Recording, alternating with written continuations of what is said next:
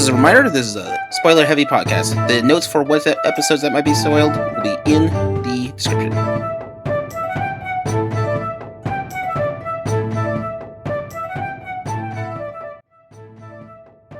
Hi everyone, this is Leo, the Geek Scorpio, wanting to say thanks to all of our supporters for this podcast. What you're about to hear is the live podcast from Gem State Gaming Convention on July 2nd, 2022, at Boise Center Convention Center in Boise, Idaho. We hope to get invited to do more live podcasts in the future. Special thanks to Gem State Gaming Convention for having us there. And now, we'll begin with the podcast. Enjoy the show. So, Fearless Leader, what are we doing here today? Well, we're going to be talking about a couple things on that, but... Is there a dimensional merge with you? Technically, it's Rick Dimensional Merge with Fair enough. But you can't start a good show without your theme music. Oh, we have theme music? Do you not listen to our podcast?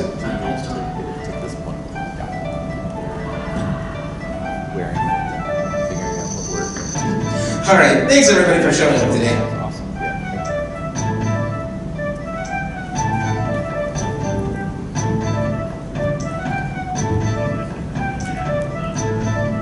Let's stop to that for now. Let's just get on with the show. Alright, so thanks everybody for showing up today. My name is Leo. I'm also known as the Geek Scorpio online. And what we have going on right now is the Gaming Theater podcast. Gaming Theater was originally a channel that I ran for, and I still run, on YouTube, which does various different parody plays and Let's Plays and a couple of other videos on there. But there was a history section in there, and now we sort of branched out into a podcast to allow us to talk about different things that we wanted to talk about, but either didn't have time for or didn't really fit the motif of the YouTube channel. And that's what we're going to be doing here today. So in this case, we explore our different notions of games, game design, mythology, history, storytelling, tropes, and various other things that sort of pop up from the discussions within the group of Gaming Theater. So today's subject, we're going to talk about the influence of the class system for Dungeons & Dragons. Now, to help me out with this explanation, we're going to introduce a couple of our guests right now. And just give us your name real quick. My name is Dane. I am a professional historian with Boise State University and have been playing D&D since I was 8. So coming up on 30 years. My name is also Dane, just to make that confusing. I am a bachelor's degree history holder myself, and I have played D&D since I can remember. And my name is Leo Garcia, and I'm the host of Gaming Theater Presents. Although I do not have a formal degree, I do have a background in archaeology. Now, that being said though, I have also been playing Dungeons & Dragons off and on since about, let's say, 94, 95. Now, the reason why we're talking about this subject today is because it is no short feat to say that every single video game RPG has been influenced one way or another by Dungeons & Dragons.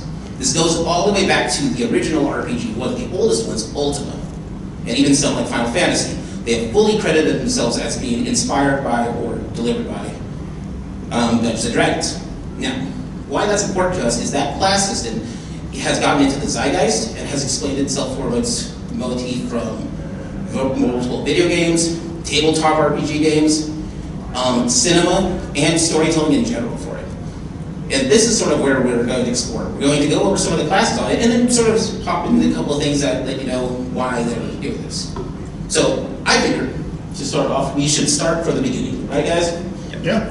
So, to give you the origins of this, Dungeons & Dragons originally started back in the early 70s, I think 74, in 1974. But before that, Gary Gygax, the guy who invented Dungeons & Dragons, was working on a project called the Chainmail. Chainmail, for those who don't know, is a tactical strategy game played between two people.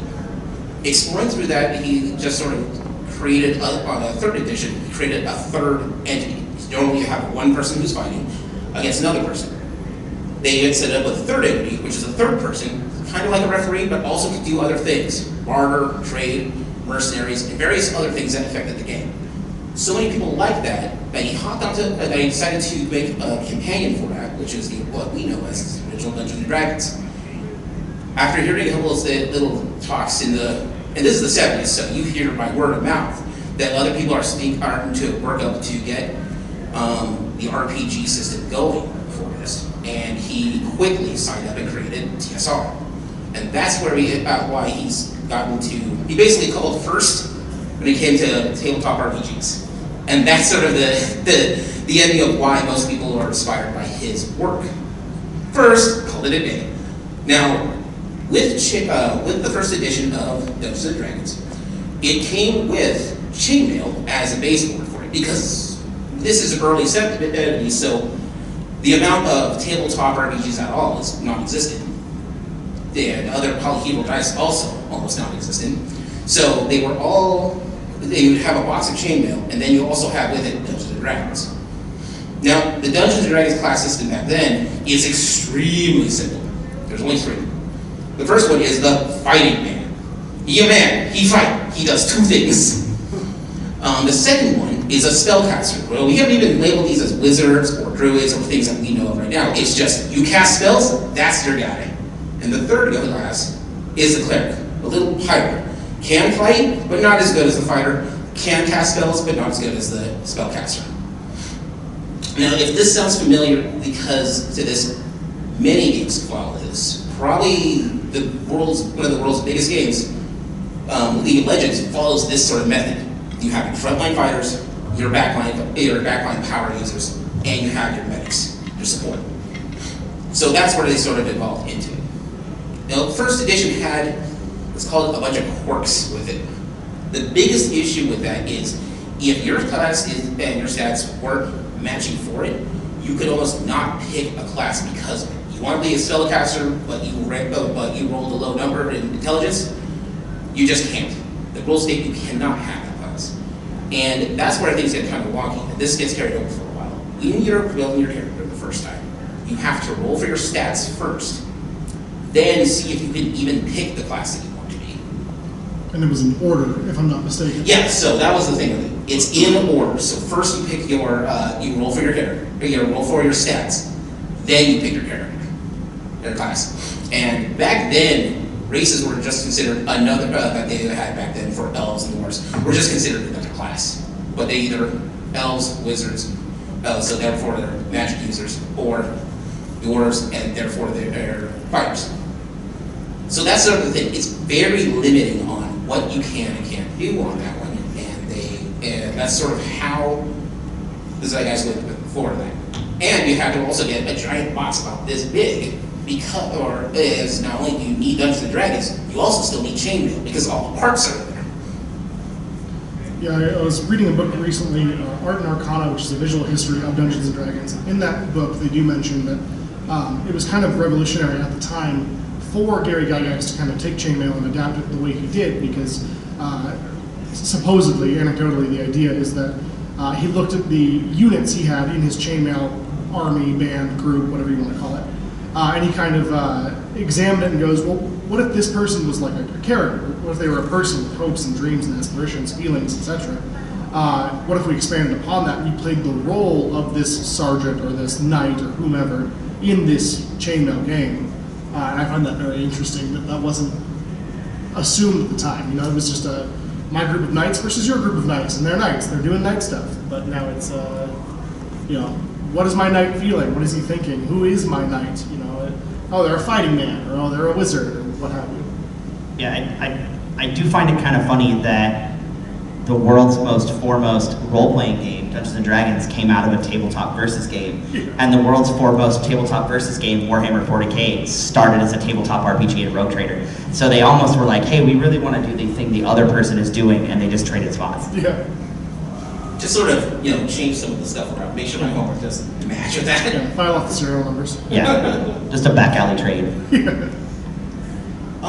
The nice thing about the first edition, though, is whether you had bad stats or good stats, there wasn't a whole lot of change for it. So you playing a fighter or you playing a cleric doesn't really do much to affect it. Just at the bigger end, you have bigger things for it.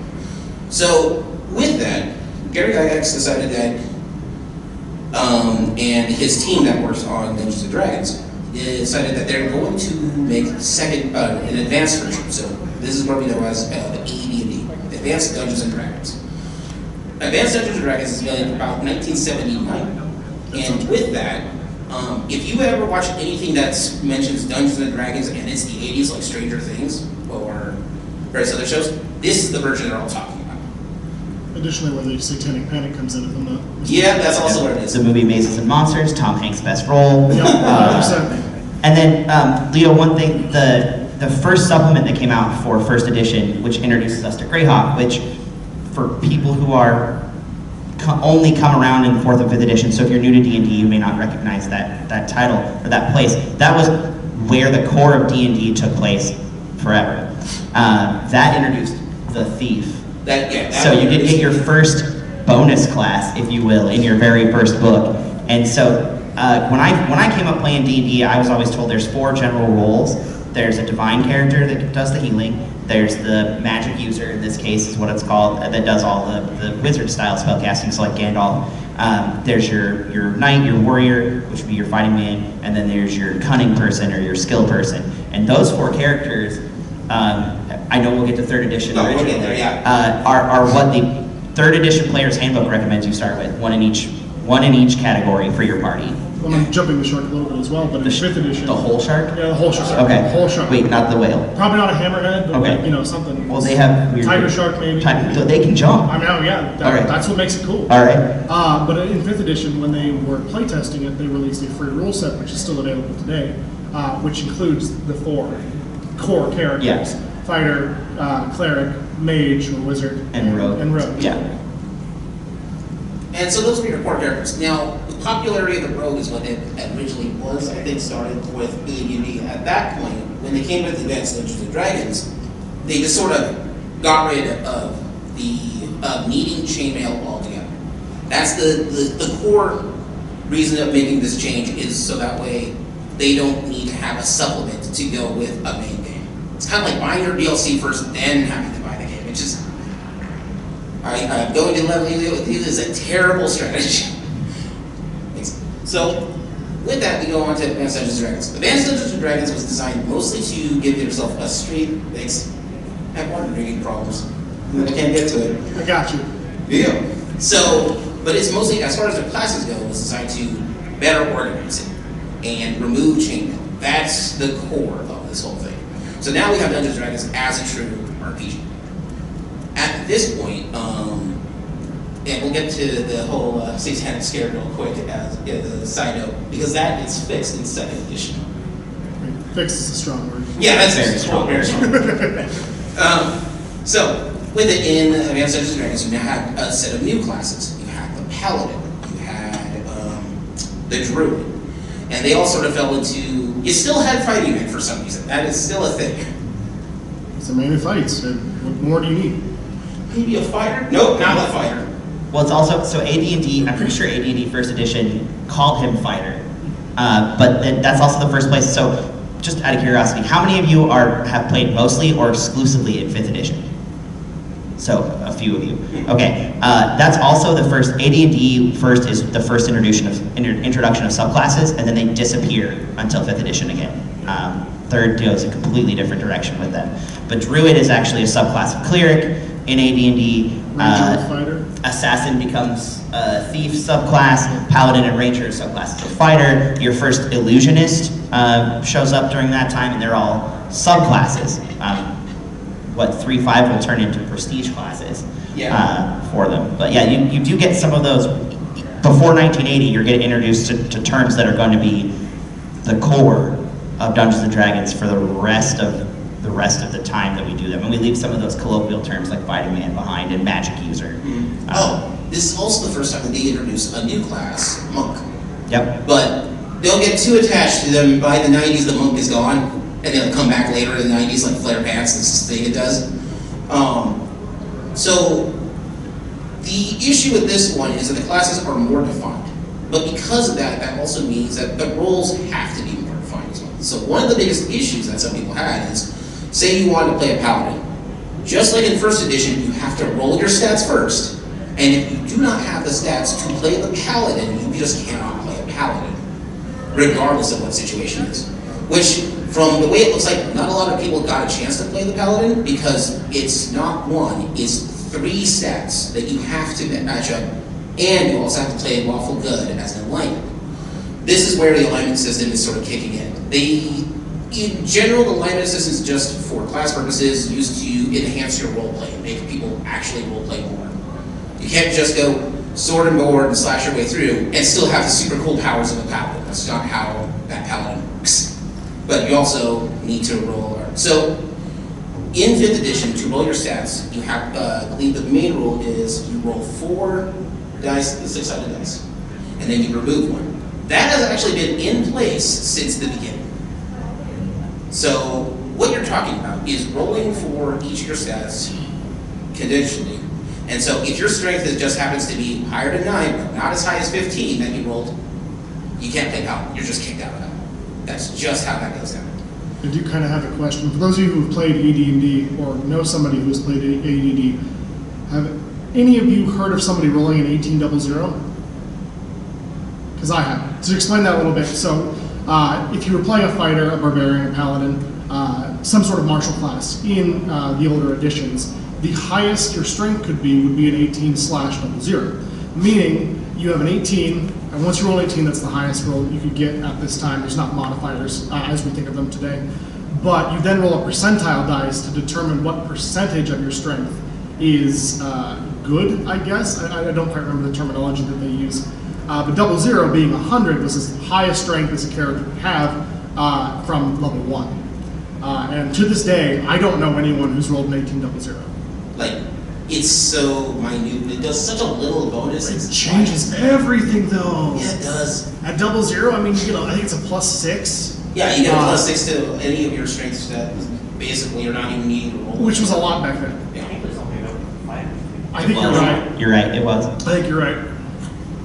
For the purpose of the podcast, that was only available as an option for fighters. Oh, was it? Just to make sure that the microphone picks that up. My apologies. No, that's fine. So Could you imagine an 1800 wizard? I mean, I would love to. Yeah. Yeah. Just muscle wizard cast fist. Punching everything. So with that, they also did. I think it's AD&D that starts multi-classing as well. Yeah. That's correct. So multi-classing allows you to play more than one class. Here's a caveat to that: you can't be human. That's the one thing with that. If you're a person, if you're human, you cannot be a double class. Now, coincidentally with that, if you're any mixed race or any other race, so elf, dwarf, or such, you can't max out on any of the levels of those classes. So you want to be a dwarf cleric? Sure, you're not going to be as good as a human cleric by the end of the game, but you know, you're still a dwarf cleric. Enjoy. So you always got to mix it up, though. As a disclaimer, some older versions of this game that we all love, and some new versions of this game that we all know and love, are problematic in some ways. Yeah, there's some problems with that. But so even if you're one character, you still may not be able to play the character you want. That's sort of the gist of it. Now, with that being said, though, there's also some weird bonuses that run around that I don't think are in 5th edition, but they're in 1st and 2nd edition. If your strength is high enough, like 15 or higher, and you're a fighter, because you picked the fighter as your class and your strength as a class, you get a bonus to gaining EXP. You could power level someone just because your stat is higher than everyone else's. So it really wanted you to lean towards your stats on that one. Now they all had their own special unique abilities. Is that clerics can heal, druids can also heal, but not as good. Thieves have their own stuff, and I think this is where they start doing thieves can't. What can thieves can't do? I don't know. But They better bring a 10-foot pole, that's all I'm saying. yeah. Which is the weirdest inventory in space. How many of you guys are going to walk around with a 10-foot pole somewhere? It's necessary. For those who may have played older editions, especially older modules, pre-written modules, you will know the 10-foot pole is the most important item you could bring to a dungeon at all. And basically how that played out, and this is very riveting, so bear with me, but you would send the rogue ahead with their 10-foot pole, and they would tap, and then they would tap, and then they would tap as they move forward, looking for traps. Because if you didn't do that, you'd fall into a spike trap and die, probably. And traps were Yeah. 1st and 2nd. You'd think 3rd edition and 4th and 5th edition traps are nasty. 2nd edition traps just killed you. Yeah. Like there wasn't a There's no you saving just throw, you that's just all. fall in a hole and die. Like that's really all that you've got to do. The whole saving throw mechanic hadn't been refined yet, and that's another thing that second edition really gives to D&D is the saving throw mechanic. But even then, it wasn't really refined, and it was kind of a hodgepodge. And like first edition DMs, and again, I've played first edition, but it was the active edition. Second edition comes out in 1989. I was born in 1985. So my group started playing with second edition, but we still used a lot of first edition material because there wasn't a ton of second edition material out at the time. And so some of those things stuck around. 10-foot pole being one of them. Of course, the most infamous dungeon of all time, Tomb of Horrors. If you did not have a 10-foot pole in Tomb of Horrors, that dungeon module is entirely impossible to complete. You will die. Yeah, you just...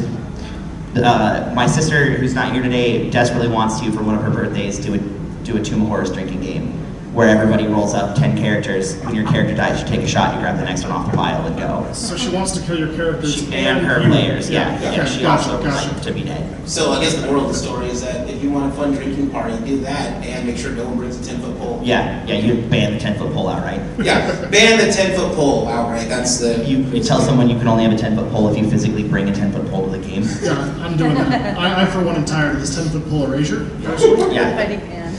So amongst the issues with these classes at this point is just asymmetrical leveling, which gets funky and not really, depending on who you are you either love that because you can power level or you hate it because you can fall behind. Stat requirements for your classes is a big issue with that, but hey, it forces you to do more role playing on that.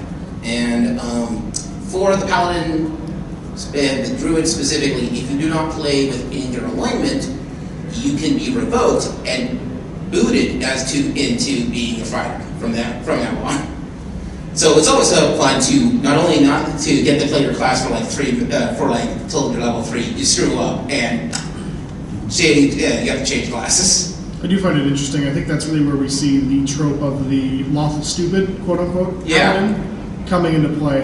For those of you who may not know what that is, there is a stereotype that paladins are played one way. You know, they are for truth and justice and for my God, and I can't allow you to do anything evil or terrible or whatever. As long as I'm around, no torture or stealing or anything untoward shall happen. And so, if anyone's group was like mine at the time, there was a lot of like, "Hey, paladin, what's that over there? Cool. Thank you." Stealing some stuff. You have a specific character whose job it is to distract the paladin. Yeah, the paladin wrangler. Mm-hmm. Typically a thief. Typically do thieves things. It's a unknown class. Yeah.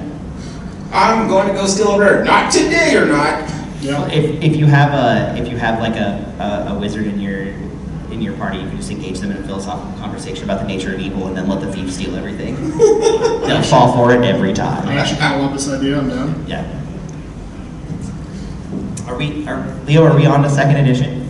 I think at this point we can move on to second edition. Okay. So one of the big things that Leo mentioned, and it doesn't go away in second edition, is having to roll the proper stats for your class.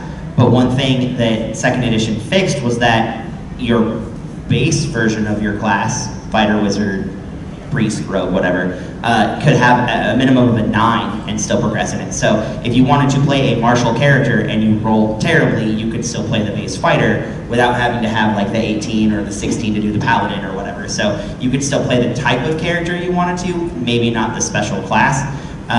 So that was kind of a forgiveness button, I guess, that got slapped onto D&D. They did a couple of forgiveness things. So in third edition, what they added in there. Talking about second still, Right. yeah. You had No, they still did that there. You had a couple of classes you could play with bad rolls, but then everything else you had to move on. And I remember being like 12 on a camping trip trying to play a game of AD&D with some older friends of mine.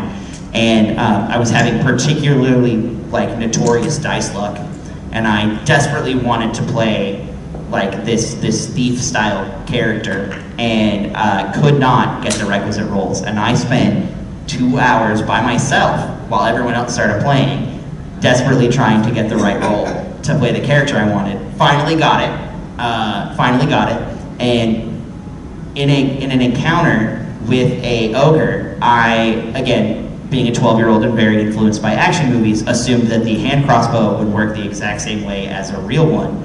So I walked up in an ogre fight, I got it basically melee and pointed it center mass and pulled the trigger thinking, this thing's going to die. It didn't, and then I did. Immediately. Bam, done, one hit KO. It was like the 4th character I'd ever made.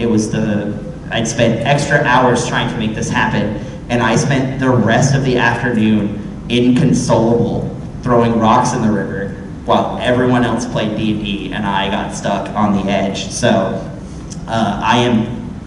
when 3rd came out and got rid of that mechanic, it changed my life. Were your stats good though? No. No? I only had the one good stat and necessary to play the character, and like I'm pretty sure. So Dane and I have known each other a long time. I'm pretty sure my mom showed you the picture of me sulking by the river. I think you're right. Just there are no more rocks in my vicinity. It's all just dirt and sand, and I've thrown them all into the river and just sad facing. And then there's another picture of like Mike and those guys playing D&D without me. Yeah, they're all having the best time, and I'm very much not. So I feel bad about this, but here's how some of the research went. In 2nd edition, they added 6 different ways to roll your stats for your character. Yeah, that didn't happen for me. Nope. So what I'm talking about is this. This is where they introduce, if you don't want to roll your character, you can actually just pick, they give you there's about 6 different ways to do that. One of them is that they give you a set of stats that you can divide up for your character. The big upside to that is the lowest stat you can pick on that is a 10. The downside to that though is a 9. The downside to that is you can't get very high stats either. The maximum stat is I think a 15. Yeah, you're right. Yep. And then, so they allowed you to do that. They allowed you to roll the same 46 or 4 to 6-sided dice and then take one away, like that's the standard panel. There's also one where you can just roll individually for each stat and then redistribute it later. So they give you a bunch of options. The caveat to that is you get one. And the DM can actually pick, the Dungeon Master can pick if he doesn't want you to roll that. So yeah, you might have gotten hosed. I sure did. What's funny is the other 5 players all got exactly what they wanted on their first try. So, and most of them were just playing the base class, right? So they only needed their 9 in whatever their main stat was, and it went fine, and it was a one-shot, and I should have just played something else. But I desperately wanted to play this, like, I had this whole backstory stuck in my head, and yeah, it did not, it lasted all of like 15 minutes, and then I went and soaked by the river for the afternoon. That's rough, buddy. I didn't even swim, I just threw rocks in the river and looked sad. Like, if the Johnny Darko recording of Mad World had existed at the time, like that's what would have been playing on repeat in the background. Have you ever gone back and destroyed that ogre? Like, in your own game at home? No. Thrown an ogre at your players No, and like killed him for me? No, it's a trauma that I refuse to let heal. Sorry. Yeah. I know I can fix this. I choose not to. Because Gary Gygax is no longer alive, I can no longer make him pay for it personally, and therefore it's a revenge that will never be satisfied. That's rough. So here's the thing. 2nd edition, the reason why this is a big one is that 2nd edition this is where we start getting into wanting to get Dungeons and Dragons into the mainstream. There's unlike the other manuals, there's 20 pages of text to explain what a tabletop role-playing game. They really wanted to hammer down that anybody can play this. Before then, it was sort of, you had to know a guy who knew a guy. Someone's older brother, family member, typically, yeah. You still kind of, well, no. 5th edition really achieved. Fifth edition really achieved what they were trying to do with 2nd. In 2nd, you still kind of had to know a guy who knew a guy, especially if you were young. 10, 11, 12, and weren't good at math. Yeah. You still had to know somebody. Was that your first game? No. That was I'd been playing on and off for about 4 years at that time. Okay. But they'd been kind of really assisted games. So I started playing around when I was 8. Obviously, when you're 8, if you remember what it's like being 8, you're not very rational. If you have children who've been 8 recently, then you really know they're not rational. And so older cousins kind of like, and friends of the family would kind of like hold, my hand through like what's going on. And I'm positive my DMs fudge rolls to make it so that the kid at the table could play. This incident is kind of like where I really wanted to like do it all on my own, and I really like, no, I don't need help anymore. I'm 12, I can do this. And how many of you have played 2nd edition? Okay, so you know that a 12-year-old really can't do it on their own. 2nd edition gave us, and I'm going to say this, despite hating 4th edition more than everything else in my life, gave us the worst D&D mechanic of all time, and Dane has it written down at the top of his sheet there, THAC0, or to hit armor class 0. We might be fighting after this. I have some things. THAC0's the worst. It's extra the worst if you're not good at math. And it is the most backwards, in my opinion, backwards D&D mechanic of all time, and I'm so glad that it's dead. And I hate it more than I hate that ogre. Whoa, Yeah, wow, yeah. THAC0 is unhealed trauma. We found the villain's origin story. Yeah, right. If I someday go crazy and blow up a bank, it's because of THAC0. For those of you who may not know, so typically in more modern, I will say, tabletop role-playing games, your armor class ascends. So you start at 10, let's say, and go upwards of whatever your armor class can be for whatever game you're playing. That wasn't the case with 2nd edition. I actually kind of liked THAC0, and maybe it's because I was a kid who didn't understand it, but no one else did either, so it kind of made sense in its own weird way. You just made up THAC0 is whatever you wanted it to be. The THAC0 was the friends we made along the way. If you just believed in your own THAC0, you couldn't be hit. I was playing a ranger, so it's not like THAC0 was really that great for me. Anyway, No, it's not like you playing a monk. had the fuzzy end of that one. Oh yeah, I mean usually do rangers, but not in this edition. I mean that's true. That's true. Depending on what you go. But THAC0, you go negative. So a -5 was a really good armor class, which sounds really weird when you say it out loud nowadays, because you're like, why would you want a negative armor class? But it meant you were harder to hit in its own way. Also, I didn't mind THAC0. It was the grappling charts that did me in. I don't want a primer on grappling that I have to consult every time I try. Yeah, I definitely remember staring at those and going, I just hit him. Yeah. Like, it's not worth. Yeah, I think like, So how many of you have seen the GIF meme of like Math Lady with like all the formulas floating? To try to figure out grappling in 2nd edition, it's that plus Russell Crowe's character in A Beautiful Mind. Like you needed that level of understanding of mathematics and physics to get the grappling chart. Unfortunately, my 2nd edition handbook, which I meant to bring, is locked up somewhere in my house after we moved. I still haven't unpacked it. It's been almost a year. And so all my 2nd edition stuff is still locked up, except my monster manual, which I should have brought anyway. But you can Google those charts. They're free to look at. They're free to look at, and they're nuts, or you can just upset your DM like I did because needed a blunt weapon to attack a guy, so I picked up a rat and started swinging that for a while. Oh, rat flail. Yeah, rat flail. Totally works out. Checks out. Yeah, rat flail's has a long story. But so with that, that's the goal of 2nd edition, was to make it more friendlier to new players. That's the goal. That's not exactly how it came out. You still had a bunch of requirements for your classes. If you wanted to play something funky like a monk, that's gone at this point. Because if grappling is a mess, we'll just get rid of the grappling expert entirely as a class.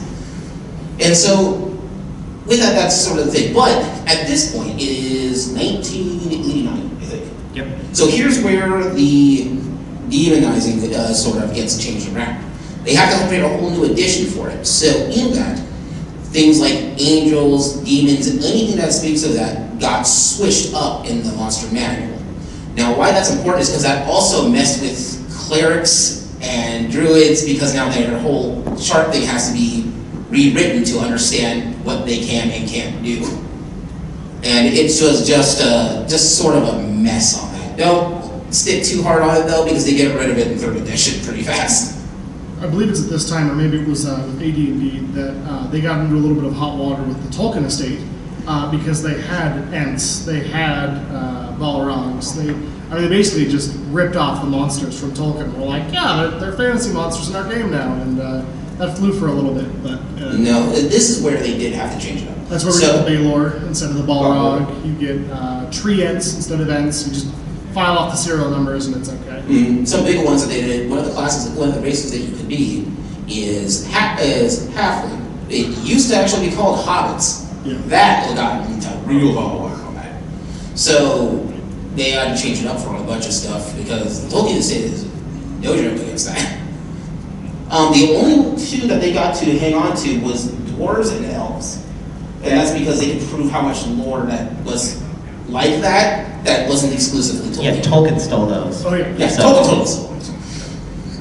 Tolkien's a whole different ballgame on that. But to say that Dungeons & Dragons is not inspired by Tolkien would be to say that I don't like rice with curry. It's just a thing you're going to have. Yeah, like Tolkien may have stolen from like a hit like folklore and stuff, but then I mean, if you really want to get reductionist, there's not really original thoughts anymore, like at all ever. So Except for my homebrew campaign. no, That's complete- 100% of you ripped off the Thundercats, and they have things to say about That's it. fair.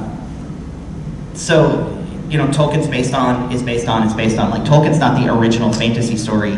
Like, Conan the Barbarian is older than Tolkien, older than The Hobbit for sure, by about 40 years. You get some of your first Conan stories in the 1880s that are published, and he was writing them in the 1870s, and then you can go further back from there to, you know, Other writers. you can go all the way back to, Mallory didn't invent the Arthurian legend, but he wrote the first version of it in the 1540s, and so knights, and then back and back and back and back. So I've always kind of thought that it was funny that Tolkien got litigious over his intellectual property when most of it was stolen, right? Like, he didn't invent elves, dwarves, orcs, goblins, maybe not even trees that move, right? Because you've got all these cultural and historical monsters that get worked in, and I think the only original thought in Dungeons & Dragons is the Beholder. Yes. I know it's one of the first original monsters.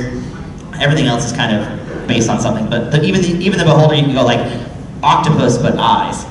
Like, everything's based on something, right? So I've always kind of raised my eyebrow at the Tolkien estate when they've gotten litigious and been like, okay, buddy, but like, Sir Thomas Mallory wants to talk to you. Yeah. He's dead though, so. They both are now. Oh, that's true. Take that, old dead white guys. Yeah. One thing as a quick aside, if I may, I do find it interesting the first miniatures that Gary Gygax and his crew used for Dungeons and Dragons that weren't chainmail miniatures repurposed. They would go to their local toy and hobby stores and they would just paint over the miniatures or the toys that they could find there. And that is how you get some of the original monsters. Is that they took a dinosaur and cut the horns off, and they were like, nah, it's a an Umberhulk or whatever, which I find really fascinating. Oh yeah. Mm-hmm. That's good. If you are hard pressed for figurines, don't play the figurine or make something up. I've played with like bottled caps. Candy is a mistake. Your candy's great. You No. get to eat your enemies. Yeah, except I made my character the candy. I didn't want to die. Full painted miniatures are GTFO. Oh, Yeah. Theater of the Mind or GTFO. fair. No. You GTFO. That's fair. Thank you. Anyway. Yeah. So getting back to this, one of the things is that because of that whole thing about demonizing for it, that clerics got the option to, basically the dungeon master had the option to just make up a god and that's your problem now. They literally, and it's just a list of 5 things. Make up your deity, make up your what weapons that you can and can't use, make up whatever armor rules that you can and can't use. That's your bag. You deal with it now.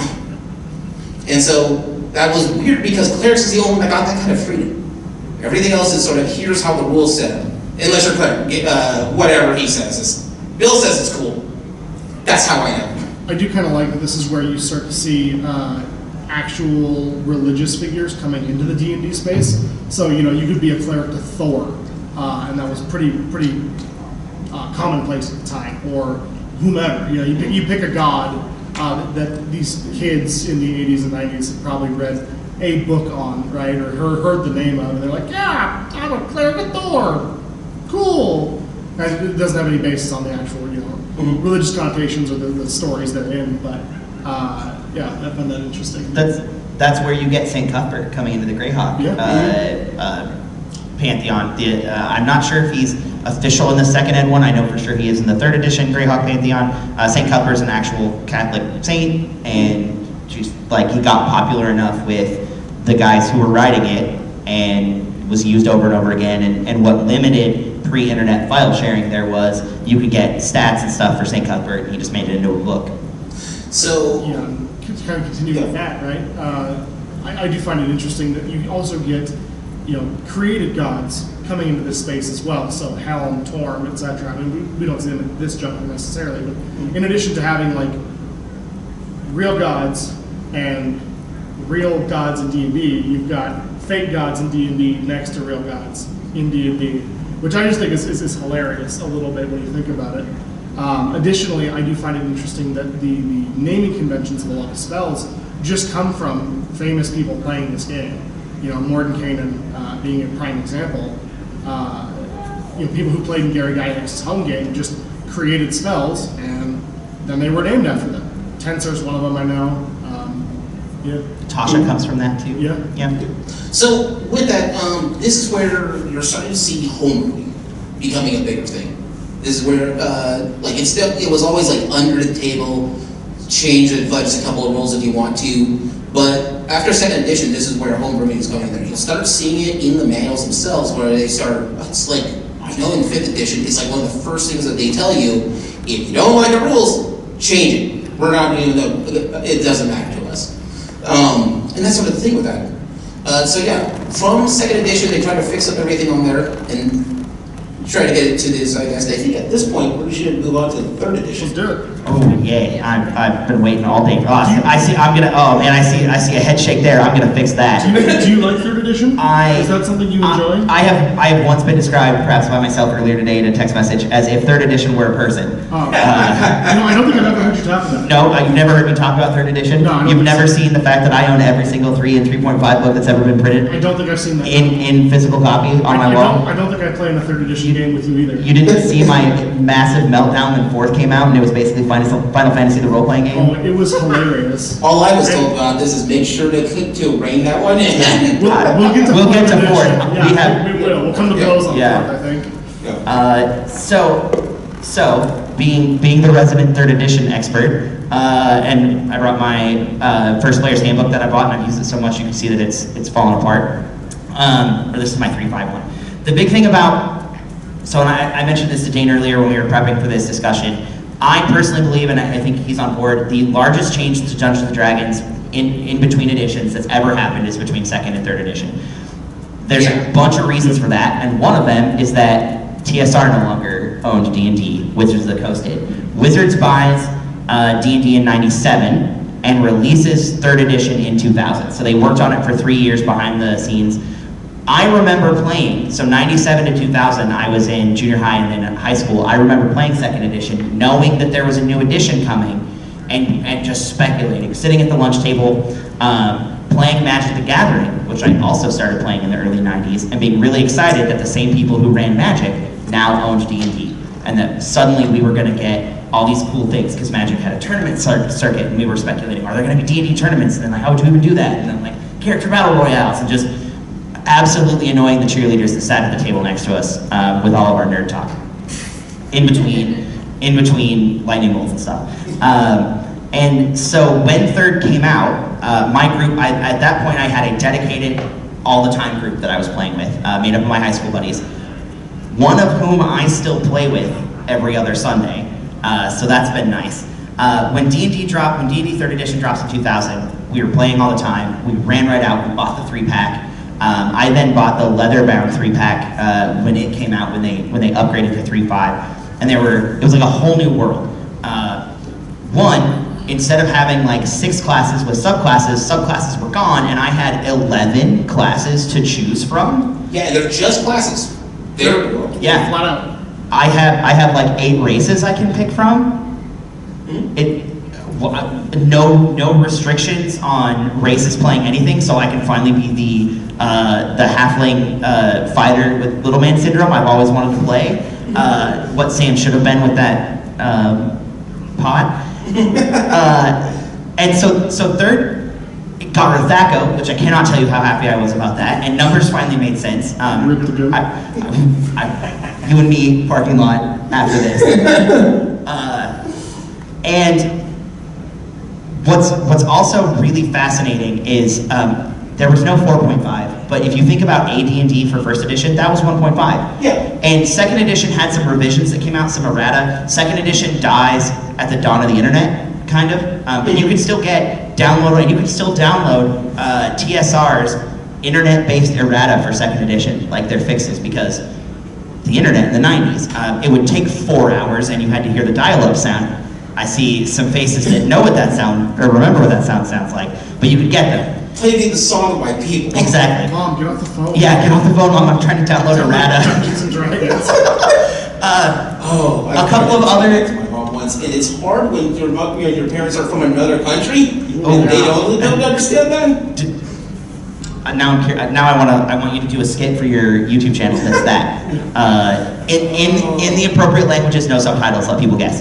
That's gonna be rough. Third edition also gives us 2 very other important inventions in addition to the internet. It gives us the first D&D movie, which also came out in 2000. And the second D&D movie? Well, it didn't come out in 2000. Well, no, it didn't. But It came out after the first. almost all of the D&D movies are third edition. That movie, if you haven't seen it, don't. If you It's incredible. unless you hate yourself and then go for it. I love it. It's Jeremy Irons is redeemable, but that's what happens when you make a movie where your 2 characters are 2 third-level rogues. That's the problem with that movie. Now, there were some. Yeah, exactly. I like his performance. He just should have been something else.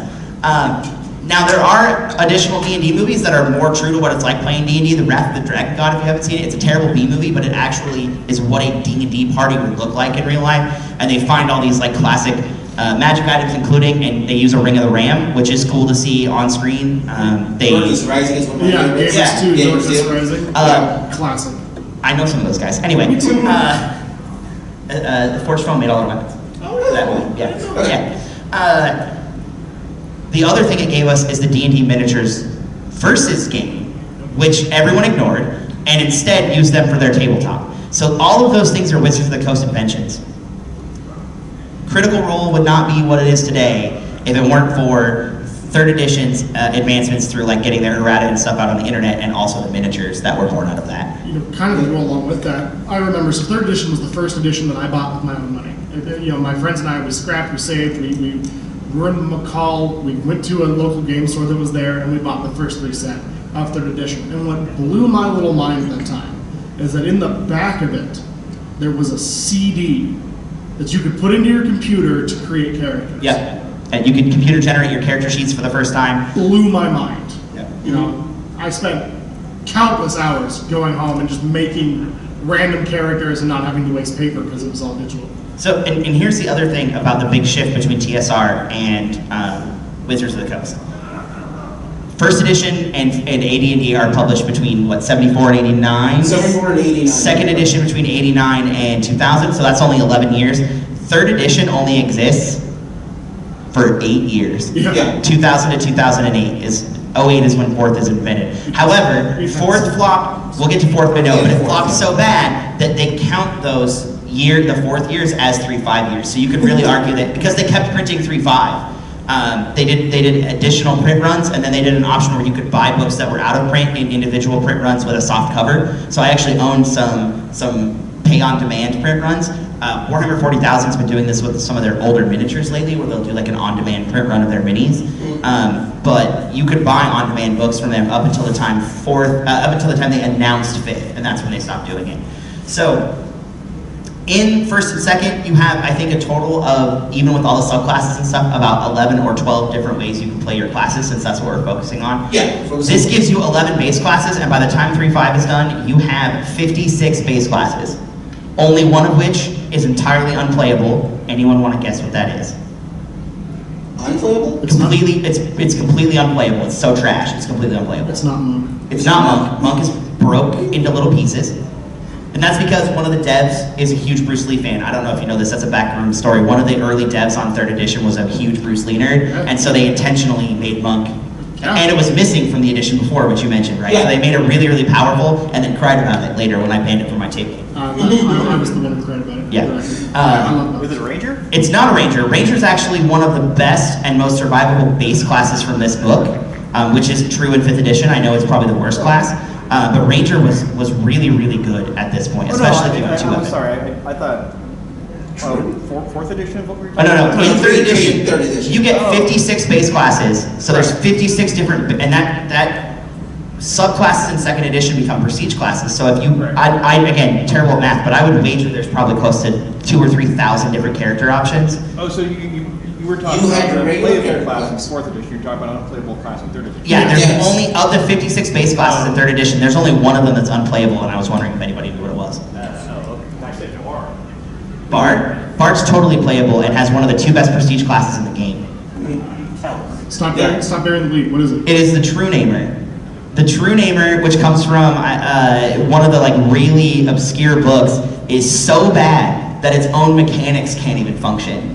And you can't even turn it into the other thing, and I don't know, I didn't DM in 2nd edition, so I don't remember if NPC classes were part of the DMG, but they are in 3rd edition. And True Namer's so bad, DMs won't even use it as an NPC class, which are all inherently worse than player classes. Some of the really nifty 3-5 classes that you get before we move on to 4th that don't kind of exist anymore are the Dread Necromancer.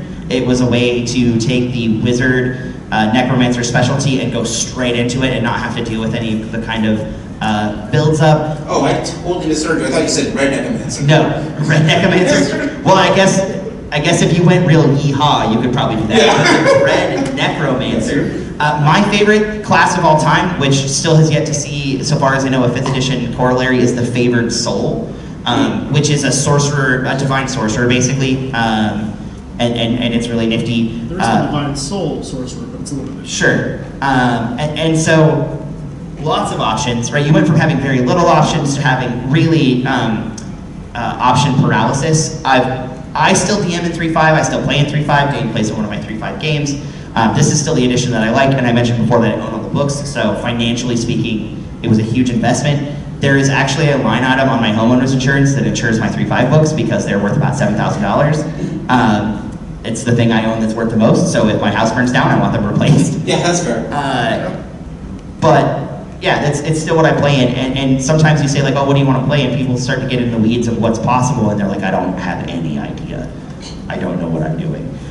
You got some cool things that are really unexplored. Our buddy Shane's playing a factotum in the game that we're playing right now, Okay. which is a little bit of all 4 archetypes. In fact, in a 20-level spread, it's 5 levels of everything. It's 5 levels of a martial class, 5 levels of a divine class, 5 levels of a arcane class, 5 levels of a thief class. And they kind of like deal with like knowing things. You can get through all manner of then prestige classes, which also explode the possibilities into all sorts of dimensions, and you get a wide range of things. Arcane Trickster, which is a subclass in 5th edition, starts at a 3.5 prestige class. Shadowbane Inquisitor, I think, is coming. You get some of these other. Hexblade is a subclass in 5th edition. Is a full PC class in 3rd. Soul Knife is a full PC class in 3rd. Psionics come to us in 2nd edition, but really come into their own in 3rd, to the point where they're broken in some cases. And then you get Artificers introduced as characters in 3rd edition, and they're really great on their own. And then if you combine them with a book that came out called The Book of Vile Darkness, you can basically get infinite stuff without using your own XP, because if you just play an evil artificer, you can sacrifice very small children to fuel your XP engine. So 3.5 definitely got out there, got in the weeds. There were lots of things you could do with your classes, but it was also, because it was so wide and varied, it was also probably the easiest system to break from a character standpoint. A level 9 monk can kill a colossal red dragon by himself. The artificer, you can get a wish engine, basically an unlimited wish engine at about level 12. Yeah, that's like the biggest complaint with 3rd edition, is that you could break a lot. You can, and so it's really more. This is the other thing that, at least in my playing history, and maybe in yours too, when you started playing 3rd edition, you started to have to implement what's called Session 0. And Session 0 went farther beyond just getting together and making your characters. You then started to ask people, like, what kind of game do you want to play? Like, do you want a power fantasy? Because I don't want to DM that. Like, I want to be able to challenge you. And so then you had to start making, like, banning classes. For my table, Monk, of the 56 base classes, Monk and Artificer are the 2 that I've banned. I could, the 56, that is the 2 that are easiest to break. yeah, I could realistically and easily say, instead of banning the Monk, I'm going to ban these 10 or 12 other things you need to make it broken. But it's just easier for me to just like, nope, Now, if I ever got into Rokugan, which is it's no longer politically correct, but it was labeled Oriental Adventures at the time, and I think it's called Adventures in the Far East. The Rokugan campaign setting, I would probably allow a monk, but would do the other things where I would ban them. They just don't fit thematically in a European fantasy game. But you also got access to like a mainline ninja and a mainline samurai, and things like Spell Thief and. Which also don't belong in it. Oh, I know. Okay. Oh, I know. Okay. So this is mostly like you were a buffet of character classes. You want it? We got it. Yeah, it's as if Oprah were running. You get a class. Yeah, you get a class. you get a class. Everyone gets a class. It's almost as if Monty Cook's kid walked into the front door and said, "Hey, Dad, wouldn't it be cool if my wizard could also, I don't know, bench press a truck?" And he was like, "Sure, son, let's make a war mage." I do think that would be cool for the record. Yeah. Well, I said Muscle Wizard cast face. I mean, yeah, no, 100%. So that's where my love sits. I still love this edition. Like, I still play it all the time. I personally like how much class variation there is. As a DM, it's a lot of challenge. As a player, it's a lot of flavor. I could probably play D&D for the rest of my life and not play all the character options in third edition, which is why I really like it. Yeah. I can make Final Fantasy VI saving, so I can suplex a train. Suplex a train. Suplex a train. That's my jam. Well, and this third edition is also what gave us Eberron. I know a lot of you love Eberron. This is where it comes from. And it also gives us Warforged, which I know is, you need a Warforged coffee lock and be completely immune to sleep. Yep. Yeah. Yep. You just channel your spell slots, man. Yeah. All right, so I will gladly take all your third edition questions when we're done. Yes, but And the answer is yes. If you want me to DM third edition for you, I will. in the interest of time, I think we'll leave third edition here for now. I'll stay here. Okay, you can stay there. I'll look sideways at you while you talk about fourth edition. I don't know how this happened, but apparently I'm the fourth edition expert. Because you're the only person in the planet who played it. No, that's not true. Well, no. As a disclaimer, fourth edition does have problems. They tried something new, and by and large, were not wholly successful.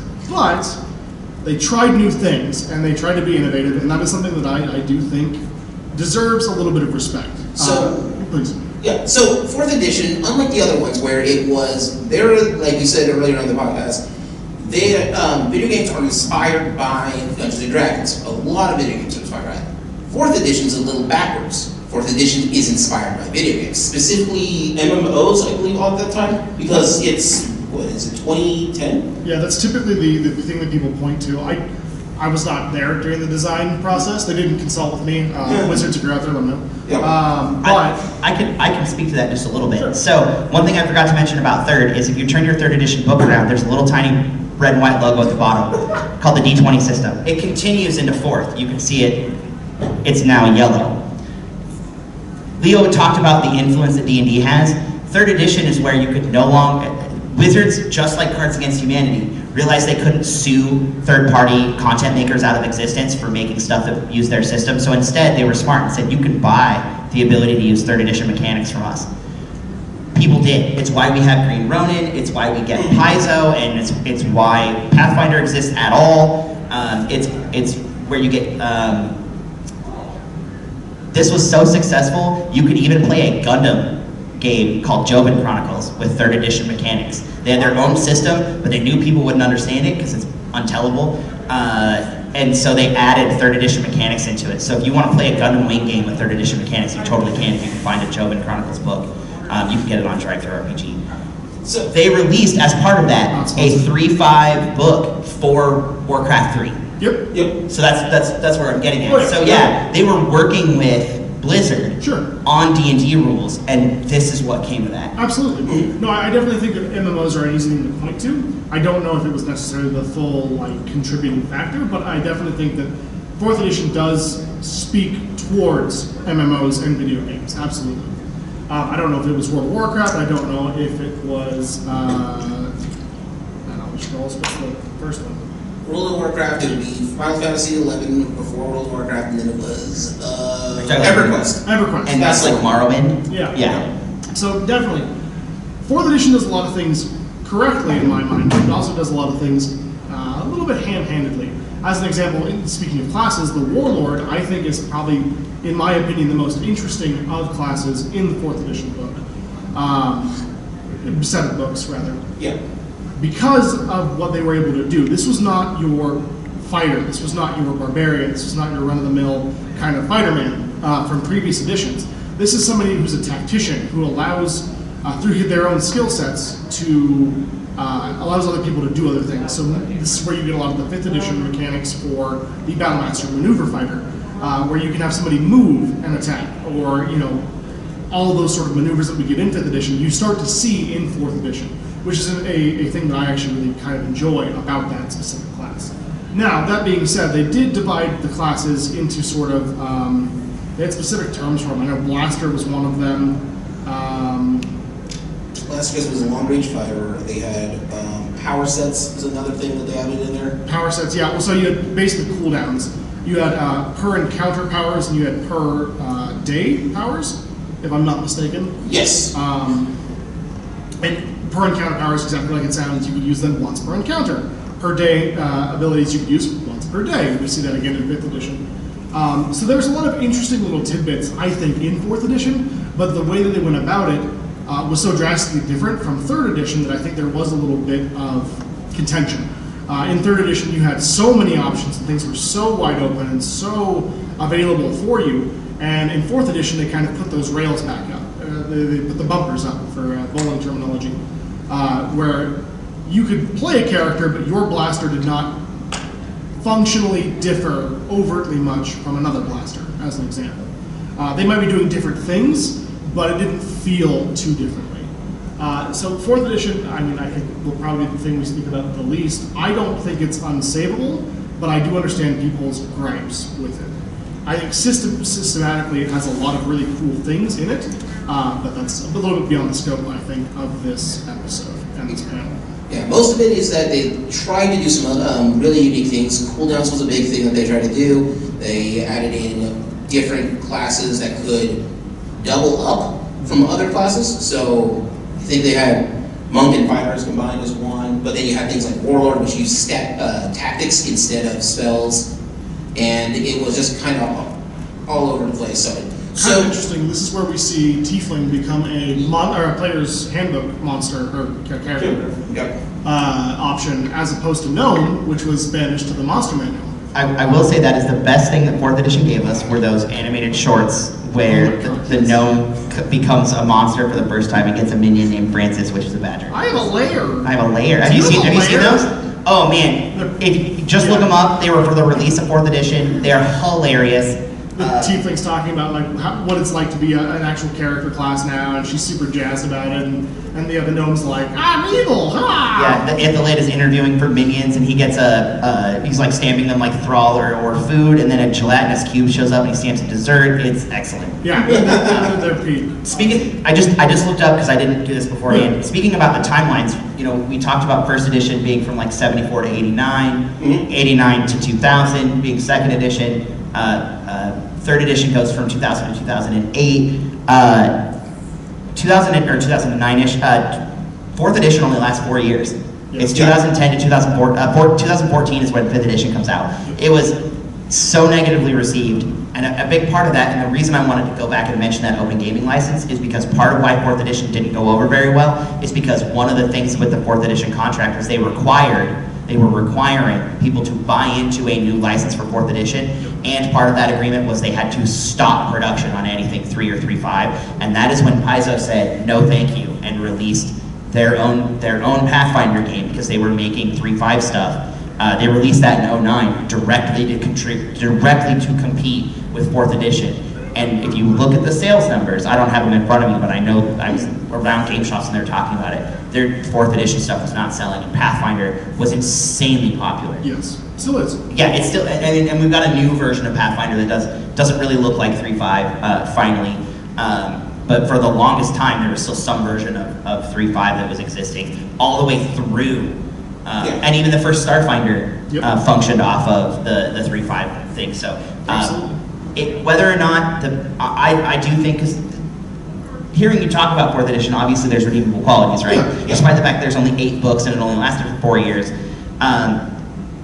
There was a lot of speculation that it was this change in how Wizards managed their gaming license that led to the lack of popularity in the new edition. And then I mentioned that I called this Final Fantasy the role-playing game. That is not my original critique. I've heard that from a number of sources who reviewed 4th edition that was like, if you wanted to play, they could have released all of these mechanics with a Final Fantasy skin on it, and it probably would have sold gangbusters. Sure. It just wasn't D&D to a lot of people. And I think that's kind of where the difficulty comes in, right? You've got 3.5 and 3.0 before that, as well as Pathfinder kind of on the rise, or on the horizon. And I think that because 4th edition is such a departure from kind of what people knew, and this is not if 3.5 is your favorite, there's nothing wrong with that. But I think that because it is so different, so drastically different from what they knew of 3.5 and even 2nd edition, 1st edition, because I would argue that 3.5 and 3.0 look closer to AD&D and 1st edition than 4th does to any of them. Looking back, Certainly mechanically. Yes. Yeah. So I can understand the knee-jerk reaction of what is this? I hate it. It's different. I do think that in some cases, not in all cases, but people were maybe a little bit more critical than they needed to be. As an example, I think Minions is a great rule set out of 4th edition.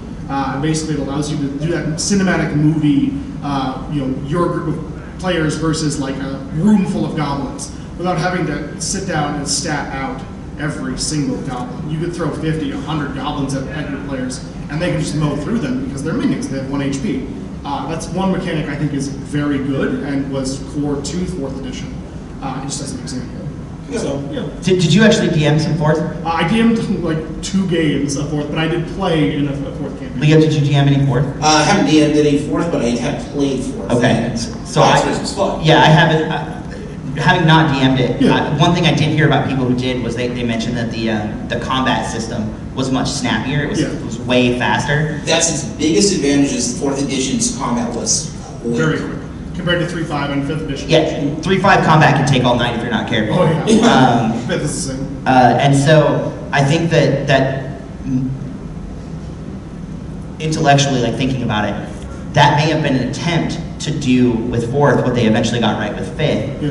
And they attempted to catch video gamers and missed where they eventually caught YouTubers with 5th edition and making it more streamlined and family friendly and that kind of stuff. So If nothing else, I'm just glad I heard a positive thing about 4th edition out of you. I didn't say it was what I said it's what I heard. I just want to make that super clear. Sure. But goodbye, 4th edition. Yes. You were short-lived and we hardly knew you. True. So, I was making a bad joke, D&D joke. Okay, so, Group A needs to get to these mountains, and it'll take them 10 hours to get there. Group B needs to get to the other side of the city, and it'll take them 20 hours to get there. How many random encounters are we going to do for these games? The answer is 1, because I only have time to do 1. Yeah. So, after 4th edition, and all the editions before that, and there is rules in most of those editions for NPCs. We just kind of missed that, but it was a big thing for 1st edition and 2nd edition, but that's again because their origins are coming from the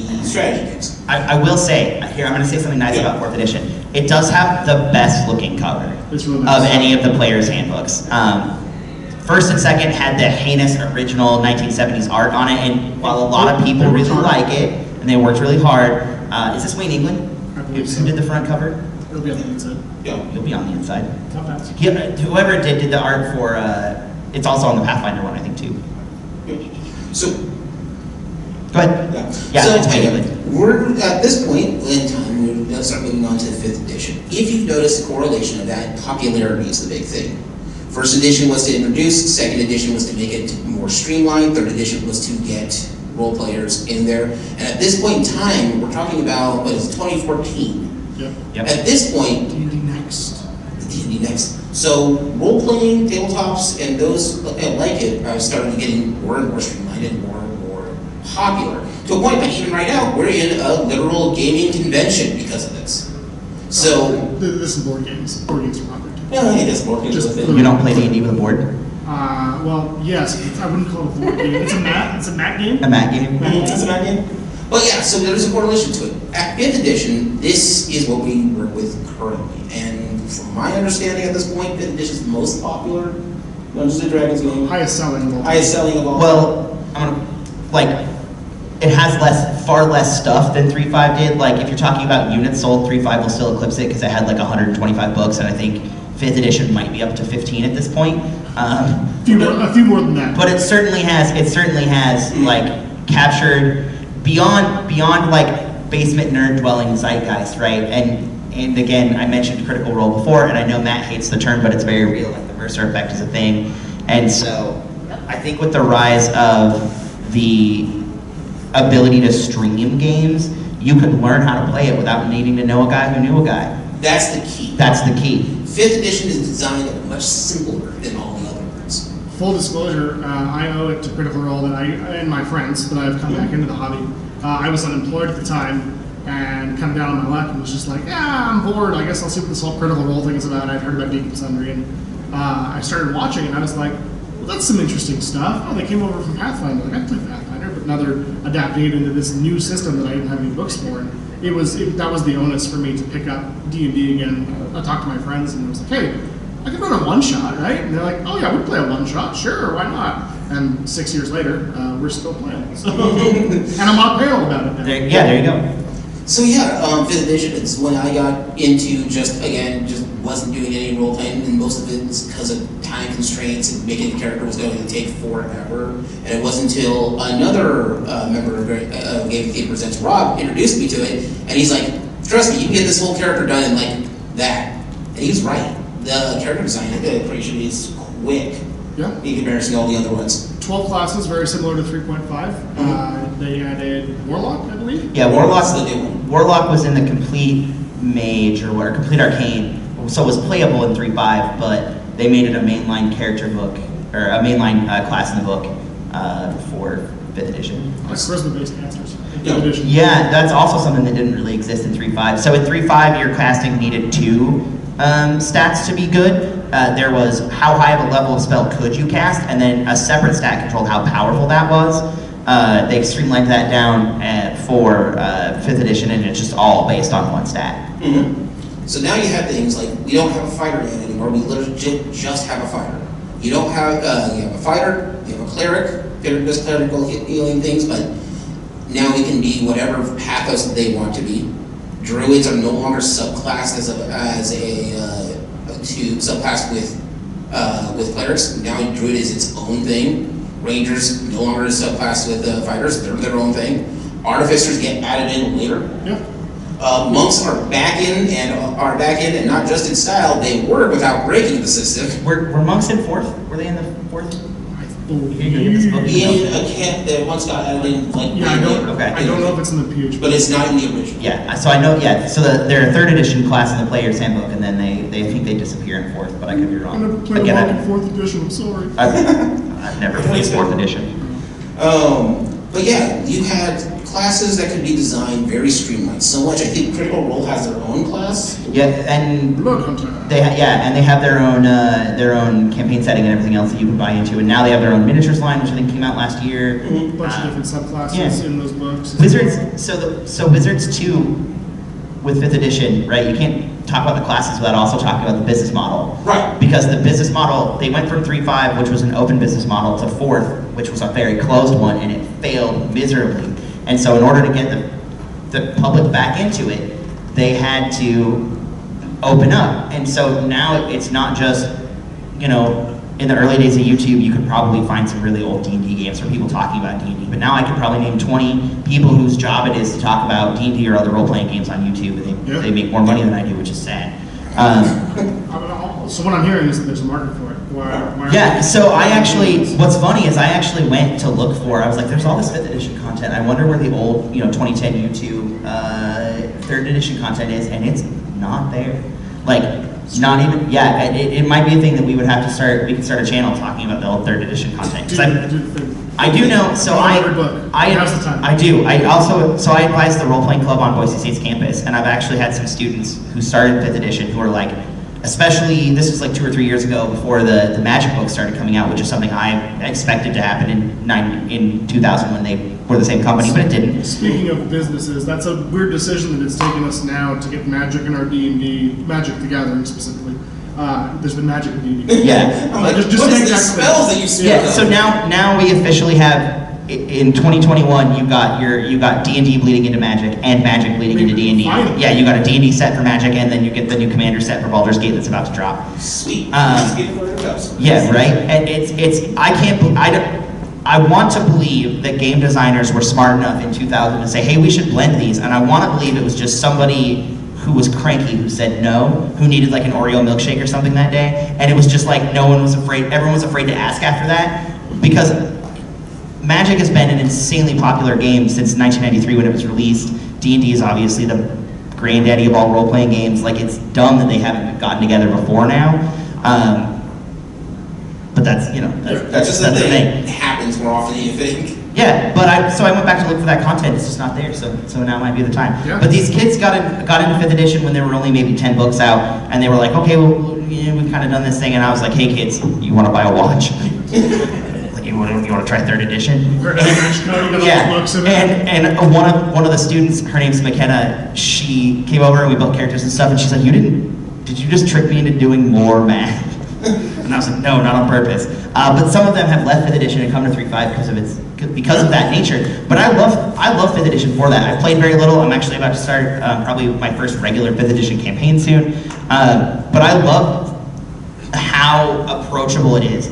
And then you can take people to older editions. There are people who still play the 2nd and 3rd editions of Warhammer 40,000. Those disappeared in the 80s. And so that's colloquially referred to as Old Hammer, although that's an ageist term, and I would never use it except to the people directly I'm making fun of who still play it.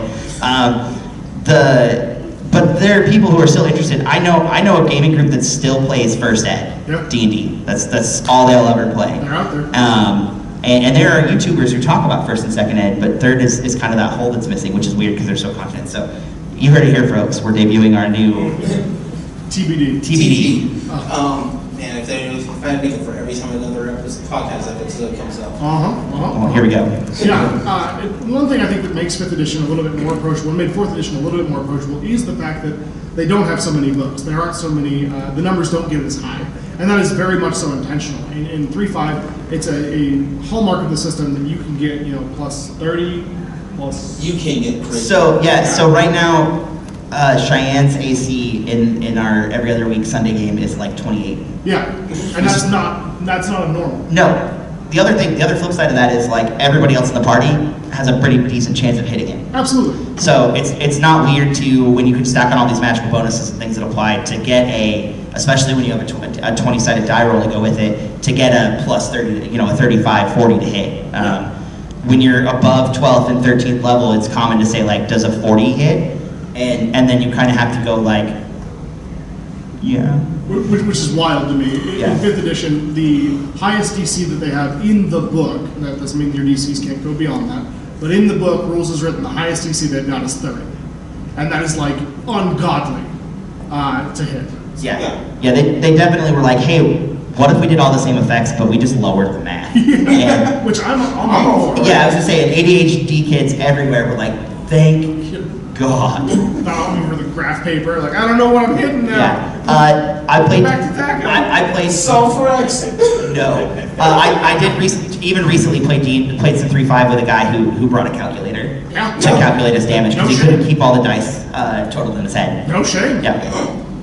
So 5th edition is kind of the... He didn't use his phone as a calculator. Oh, sure. He brought TI-84? The little, not the 84, not the big one. He brought a TI-30. Okay. Yeah. It's not graphing it out? No. Gotcha. It's not, you don't need parabolas. I mean, you might.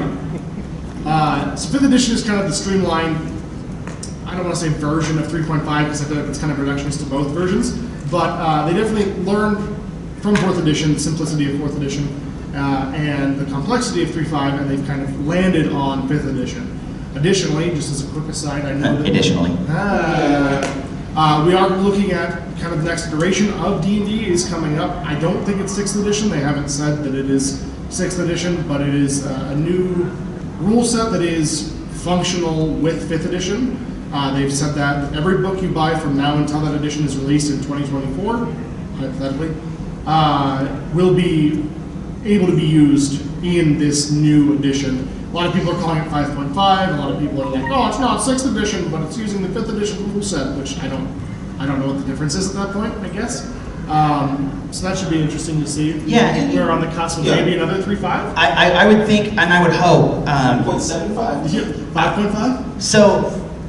So again, I've drawn a lot of comparisons between Wizards of the Coast and Games Workshop, who publishes 40K, but they came out and said 8th edition was going to be a living edition, and that was the last edition they were going to do, and then 2 years later dropped 9th. Sure. So I don't trust these publishers as far as I can throw them, which Wizards, if you've never seen the Wizards headquarters, it's pretty decent size, you can't throw it very far. Even with a nat 20. But I would think for a game like this, if you look back to how fast and like just how insanely all the time the 3.5 content came out, they've done a really good job with 5th of slowing that down. Agreed. I would think if I were them, what I would do is maybe do a 5.1 Sure. and just call it that, and just do some rules fixes, especially considering, and again, this is an outside company, but the success of things like Taking 20, Critical Role, I forget what the D&D, what's Brendan Lee Mulligan's? Dimension 20. Dimension 20. Those, if they want those kind of outsiders to continue to drive sales, which they do, then I would say like you need to keep the changes as minimal as possible. And you could release 4,000 5th edition books between now and, I don't know, 2030 or 2050 or whatever, and never change the base edition. Yep. Like I said, 3.5 in 8 years, 3.5 put out 50 classes. There's no reason 5th edition can't do that much slower. Yeah. And continue to give you like all the spice of life. Sure. And considering all the cross licensing that Wizards is doing for Magic, there's about to be, and I should probably stop talking about Warhammer, but there's about to be a Warhammer Commander set in Magic the Gathering. They're calling it like Worlds Beyond or whatever. There's no reason, since it's the same company, that you can't get some of those licensings over on the 5th edition thing. Like, I know Games Workshop's all about publishing its own role-playing book, but there's no reason they can't partner with Wizards to do, like, here's your 40K role-playing for 5th edition rules. Like, and bring back this D20 system rule and let Sword and Sorcery come back. And that's, if I were Wizards, I wouldn't be looking at a new edition of D&D ever. I'd be looking at spot fixes and more content for this one. Yeah. New campaign settings. I know that Magic's looking at a Lord of the Rings set as well. Yep, so it's not just looking at, like, some cards have been leaked from is coming next year. It's the summer set for next year. we might get Balrogs back, y'all. We could, yeah. Like, Oh, they made up. I think the Tolkien estate is now like dangerously looking at Amazon, being like, please don't screw this up, because everybody's pretty sure they're going to screw this up. Oh. So, yeah, oh god. So this is where we get into more of where it is in the zeitgeist. There is countless shows out there that now have episodes dedicated to Dungeons and Dragons. Community has Community has one. 3, don't they? There's at least 2 community episodes that deal with D&D. Yeah, at 2. least 2. And then they also have a regular show and almost several different anime shows. Regular show and what is it? Gravity Falls have a Dungeons and Dragons episode. The first thing they ask is they have to pick a character. I love some of their of the characters in regular show because they make no sense. There's like apparently a cybernetic cowboy that you can play as, but you have to sleep for the first 5 turns. Voltron's got one. And then there are shows that like animate. I mean, beyond Vox Machina, right? There's the Harmon Quest, which is an animated show about the D&D game they play. Did you have D&D cartoon that they did in the 80s? Oh, yeah. I love that cartoon. Aren't they bringing a new? So I know they did. Allegedly. Yeah, Allegedly. they're bringing. So this is also the new like nostalgia they're cashing in, right? Like obviously the X-Men cartoon is getting a season. I heard that the D&D series is getting a new season. Like they're just going to pick up where they left off with that cartoon and do a new season. I don't recall. Did they ever make it? This is completely off base. Did they ever make it home? No, I don't think so. I don't remember Yeah. them ever making it home. Last I remember, they were dating the Red Dragon, I think so. Yeah. and I think it was the TPK. Yeah, I think Yeah. that's right. There was supposed to be an extra script that was written out and voice acted, but they never got the animation because the show got canceled by that point in time. It's considered a lost episode.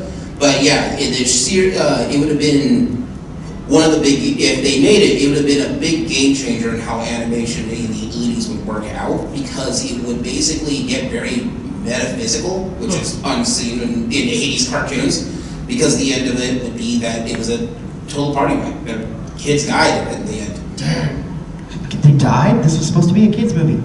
Yeah, on the subject of shows stuff and D&D, with Record of Lodoss War being... Yes. Oh yeah. Yeah. Record of Lodoss War is also an anime based entirely on Dungeons & Dragons. Hammerfall, the band, is almost entirely inspired by Dungeons & Dragons. Throw a rock. Powerful is? Really? Yep. And our follow of the band is inspired by that. I mean, Throw a rock at any property, I've never you'll been- probably find a Dungeons and Dragons correlation. Yeah. And especially Stranger Things' popularity. Yeah. Right? Yeah. They even have their own Stranger Things campaign, which Yeah. I've seen the book. It's limited, but Which is it works. difficult for me because it's like, oh, this is a displacer beast. I'm like, that's not a displacer beast, but it is. It is. Episodes on Big Bang Theory. Yeah. Well, yeah, Big Bang Theory is one of those shows that's like, hey, what if we took every single fandom and put it in a blender and see what it spits out this week? So, another one, I don't remember, and I haven't seen the final 3 seasons, but I know there's a couple of LARP episodes for Supernatural. Do they ever talk about? Oh, they're so good. I know they referenced D&D a couple of times because It's Dean more- makes fun of Sam, but like, It's amazing. yeah. And Kevin, 7 Degrees of Kevin Bacon, right? And Right. then you've got Felicia Day, who's in Supernatural episodes, the LARP episodes.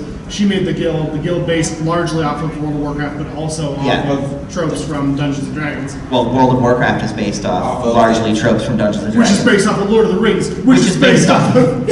So Thomas Mallory would like to speak to all of you. Alicia Day will be at FanX. Yay! Yeah. She's so lovely. But yeah, I think that like, so I was at my job at Boise State. I spend a lot of time on the computer, and not all of it is doing work. Don't tell anyone. And I came across a brand new YouTuber. This is like a year and a half ago, named Ginny D. And some of you might know who she is. She's sponsored by Wizards now.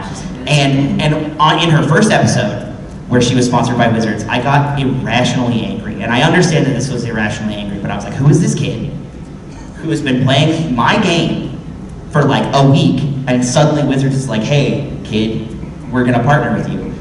What I wanna know, Watsy, is where were you when I was standing by that creek? Wizards didn't come save me. I had to save myself, I guess. When there was one set of footprints, that's That's when Wizards carried me. Well, maybe. But what I finally realized is when I got over being like, who is this kid who's suddenly famous for doing this thing that I've been doing my whole life and I've never once been recognized by Wizards for, is I realized that its position in the zeitgeist has shifted so far from thing that was demonized in the 70s and 80s to things only nerds did in the 90s, and if you were a nerd you weren't cool, to the mid-2000s where fandom and really the MCU might be the most to blame for this, but where fandoms were suddenly okay for everyone. Halo and the MCU are like suddenly video games were cool and everyone could play them, and big movie stars were in comic book stuff and it was suddenly okay to read comics at the lunch table. But while I was getting my ass kicked by the jocks at my school for playing Magic at the nerd table, that's something that this kid will never have to go through, just because of how the society kind of looks at these games now. And you might point at Harry Potter and some of those other, certainly the Lord of the Rings movies made Tolkien more popular than he ever would have been in the book. Star Wars, which also, by the way, has a 3.5 rule set. You're welcome. It's things that, like, they're never going to have to do those things, right? And it's largely due to the changes made for 5th edition. Made it more accessible, made it so that anybody could play, made it so that and again, the internet made it so that you didn't have to know a guy. So like, how did you get into D&D? I heard it through a friend. Okay. You okay? Yep. From Dane, actually. Okay. How did you start playing D&D? Oh, middle school? Okay. Knew a guy who knew a guy? Me? Yeah, Eddie. I think I started playing around 19 when a coworker of mine from Domino's was Okay. like, hey, play 3.5 with me. And I'm like, what's 3.5? Yeah. Didn't even call it Dungeons and Dragons because he didn't want to be looked at funny. He just said play 3.5 with me. Probably, yeah. I was the kids I was a Boy Scouts with. Okay. And did you start playing it first? No, second. Second? I haven't played it yet. Oh, heck yeah. Let's go. Let's do it. First of all, excellent shirt. Also a game you've probably never actually played. Oh, it's on the trail. It's a It's thing. available as a browser Oh, game. I forget. Pardon me. I'm sorry. I forgot emulators exist. Okay, I'm sorry, Grandpa. We don't have the floppy disks for them anymore, okay? But Middle school, high school, 3.5 off and on. Okay. I'm actually trying to get into a group going for Earth Dawn. Okay. Yeah.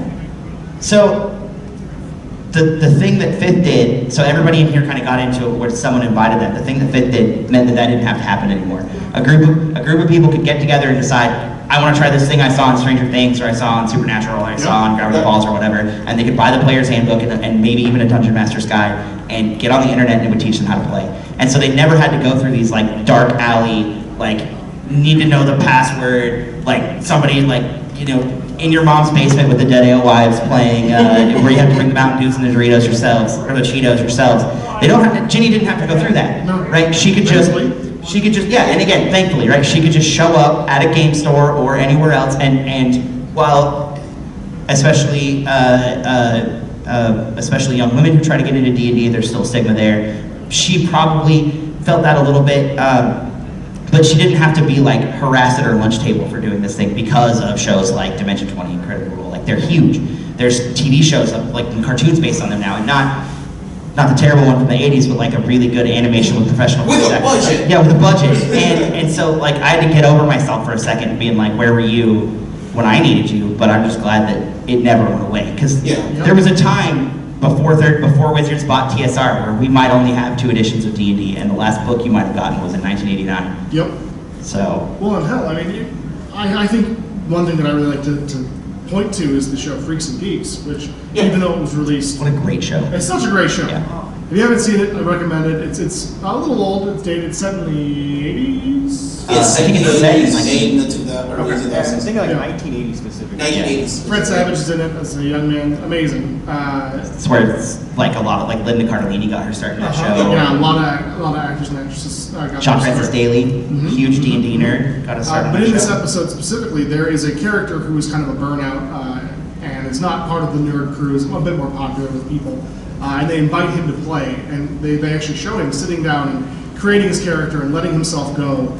And I know this is about classes, but it's still about Dungeons and Dragons, so I feel like it's applicable here. D&D and tabletop role-playing games at this day and age is for everybody, and I think that's pretty freaking rad. Yeah. You know, the fact that Joe Manganiello has been in the game for a long time, but is now kind of publicly showing that side of himself, is a huge change, I think. You know, someone who's seen as traditionally attractive, traditionally successful, you know, this big hunky actor, can nerd out about Tiamat and about a drawing he got from the creator of Dragonlance that his wife got for him for his birthday. Like, I mean, there's something so wholesome about loving what you do and loving what you're into, unabashedly. So Freaks and Geeks came out in 99. Thank you. Yeah, you're welcome. And then Vin Diesel and the crew of Fast and Furious, which came out in 01, so they were filming it in 2000, have been playing the same D&D game on the set of every Fast and Furious movie they've ever made. He and some crew members, and Paul Walker played in that game a little bit, but it wasn't really his thing, played the same game. So for 9.5 movies now and, 21 years, they've been playing the same campaign. Do you think that's where the beef between The Rock and Vin Diesel comes from? You know what? Vin Diesel killed his character. You heard it here first. You heard it here first, folks. The split in the Fast fam. It was actually Tyrese. Tyrese is who killed The Rock's character in a misguided PvP moment, and that is what broke up the Fast family. And now The Rock only plays Pathfinder 2nd Edition with Jason Statham. Makes sense. Yeah, Makes sense. yeah, that's it. I would that say, happened. I suppose before we go for closing, Yeah. If you're interested in D&D, if you're interested in tabletop role-playing games, there are a lot of great systems out there. D&D is not the only one, nor is it always the best for what you want to do. I would definitely say if you have an interest in tabletop role-playing games, or even just trying this weird thing that we all do on occasion, that some of us do on occasion, where we gather around a table and tell a story communally, go for it. Yeah, there's tons of other systems out there. Yeah. Like my bread and butter has been Cortex for the longest time. Love Cortex. Cortex is great. Vampire the Masquerade, if you're in the more horror mood, or any of the World of Darkness books, if you're looking for something spooky, or Dread. I had actually, my friend Moss ran a Dread game for me, and it was incredible. You use a Jenga tower instead of dice. Like, it's the craziest thing, just pulling Jenga towers. But I would definitely say if you're interested or even curious about both tabletop role-playing games, D&D, or any of the above, check it out. Go do it. It's changed my life. I think it's changed probably most of our lives here. Highly recommend.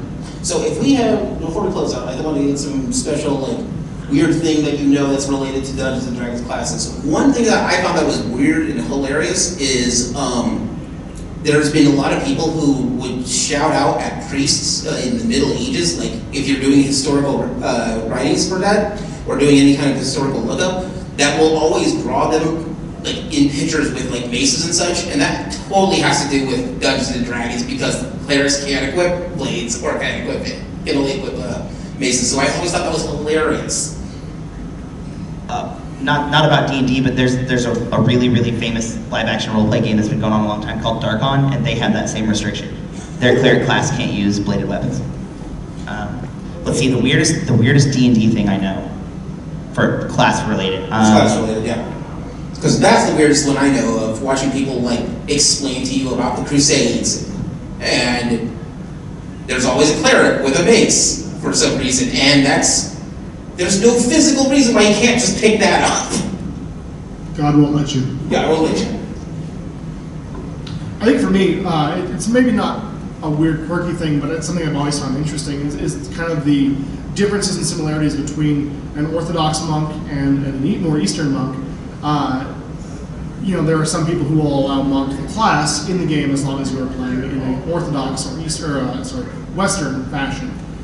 Which is a little bit odd to me because I don't know why a Friar Tuck is punching somebody, but I mean, he could do it. But I do find it interesting. So my background historically is in Eastern history, and I think it's interesting this idea of including, not stereotypically, hopefully, but including these warrior monks, which did historically exist in the eastern parts of our world.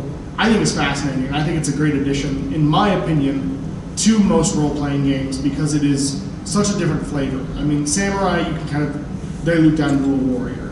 Obviously, historically, there are much difference between like samurais and knights or what have you. But campaign-wise, play-wise, fighter is the base class that samurai is under in 5th edition, as an example. And so you could make the argument that a battlemaster fighter and a samurai aren't that different, other than in some of the specialized things they do, right? But I think it's very interesting the idea that like of this warrior monk. One of my favorite anecdotes from history is that Oda Nobunaga, one of the famous warlords from Japan, he attacked monasteries, and it was always difficult, but it was worth it to him because they had the gold. So not only were these fighting monks, out and around at this time, they also had the money. And that's, they are the barons of this planet. Yeah. So one day I hope to play a monk with just a bunch of money. Money monk? Yeah. So the thing I thought of, I had to look up for sure when the Halfling's Gem came out, 1990. Yeah. So 2nd edition rules. I do know that the Halfling's Gem is the first book in the Dritz de Werden, and there's a Dritz statue down the hall. If you haven't read... It's the 3rd edition. Is it? Yeah, Crystal Shard's the first one. Oh, when did okay, so I got them out of order. When did Crystal Shard come out? That's 86. So, okay, so still 2nd edition. Yes, no, Okay. it's still the same Okay. edition. I just love those books, I'm sorry. No. So 1st edition, because 2nd edition is 89. I'm Googling. Okay. Anyway, the exact edition is kind of irrelevant to the story because it's funny. But Dritz started his life as an actual character someone was playing, and the tabletop version of Dritz is historically and anecdotally much worse than his book version. And famously, Bob Salvatore's Dritz got killed 6 or 7 times in the first game that he was playing, but because, and I want to say it was Greenwood's game, Greenwood knew he was using this character as inspiration for a novel series that had kind of already been agreed upon. He faked roles. Greenwood gave Bob Salvatore preference at the table to not get his character killed because his character couldn't hack what he would need to do in a novel. And so both of them are on record saying that, yeah, R.A. Salvatore got a lot of preferential treatment in those early Faerun games because he was writing a book based on this character. Crystal Shard came out in 88. There's no way he didn't know about 2nd edition. Okay. I guarantee. Okay. Kind of to go along with that, actually. Sorry. Yeah. So the 3.5 version of Dritz is actually tabletop survival. You can actually get in the Player's Guide to Faerun, you can actually get his stats, and they're kind of silly. But yeah, definitely not as survivable as the book version. He multi-classes way more than I thought he would. Yeah. Yeah, he's got 4 classes. It's crazy. Yeah. So, little known fun fact about D&D's, Ed Greenwood, not just D&D, but Forgotten Realms specifically, Ed Greenwood is the progenitor of the Forgotten Realms, and to this day, unless they've amended the contract that they had with him when they bought his share in his own world, everything he says and types in regards to Forgotten Realms is canon. Oh, yeah, that probably makes sense. Which is crazy when you think about it. Can you imagine signing, like, being Wizards of the Coast, signing that contract, being like, yeah, you can say whatever you want, it's canon. Yeah, They can ignore it. Yeah. They can absolutely And not ignore put it in it, a book. but he's just like, yeah, the sky's purple. And it's like, yeah, okay, sky in Forgotten Realms is purple now. I guess that's gonna happen. That's just That's the way funny. it goes. Yeah. I don't know of anyone else who's sold their IP that has anywhere near that kind of creative control. Like George Lucas certainly doesn't. Yeah, it's wild to me. Like, I don't know if it's still the case, but it was at one point the case. Yeah. Also, I think it's safe to say, and I'm going to make a sweeping generalization, which I know to be true, and there's no way this could be false. Everyone's first character is a Dark Elf Ranger. It's just the way it goes. It's just the way it goes. With a sad backstory.